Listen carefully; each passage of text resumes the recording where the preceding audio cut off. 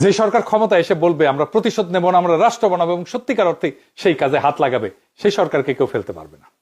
যে সরকার বলবে আমরা ইসলাম মানি, আমরা ন্যায়, ইনসাফ, শালীনতা, করুণা, সহনশীলতা এই চারটা নীতির বাইরে যাব না, সেই সরকারকে তালেবান, উগ্র, ফ্যাসিস্ট কোন লেভেল কেউ কখনো দিতে পারবে না। যে সরকার বলবে সংখ্যালঘু আমার নাগরিক, নারী আমার নাগরিক, বিরোধী দল আমার নাগরিক, এমনকি যে আমাকে ভোট দেয়নি সেও আমার নাগরিক, সবার স্বার্থ রক্ষা করাই আমার রাষ্ট্রীয় দায়িত্ব, সেই সরকারকে ফেলার মতো শক্তি এই পৃথিবীতে নাই। যে সরকার বলবে রাষ্ট্রের নিরাপত্তা বাহিনী একমাত্র বল প্রয়োগকারী শক্তি, সে সরকারের বিরুদ্ধে কোনো উগ্রপন্থী নেতা, কোনো মাজার ভাঙার দল, কোনো বিদেশি ইন্টেলিজেন্স কিছুই দাঁড়াইতে পারবে না। যে সরকার বলবে যে আমরা বিশ্বর সাথে ব্যালেন্স করে শান্তির সাথে আগাবো, সে সরকারকে কেউ আলাদা করতে পারবে না। যে সরকার বলবে গুম খুনের অপরাধীর বিচার হবেই, কিন্তু পুরো বাহিনীকে শত্রু ভাববো না, সেই সরকার টিকে থাকবে।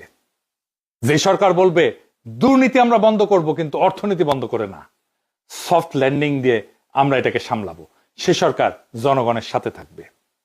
যেই সরকার বলবে মরাল পুলিশিং না, নারীর শিক্ষা, চাকরি, নিরাপত্তা অক্ষুণ্ণ থাকবে, রাষ্ট্র হবে ইনসাফ, ন্যায়, সংযম, শালীনতা এবং স্বাধীনতার মিশ্রণ, সেই সরকারকে পশ্চিমারাও ফেলতে পারবে না। আর ইন্ডিয়া তো দূর কি বাত।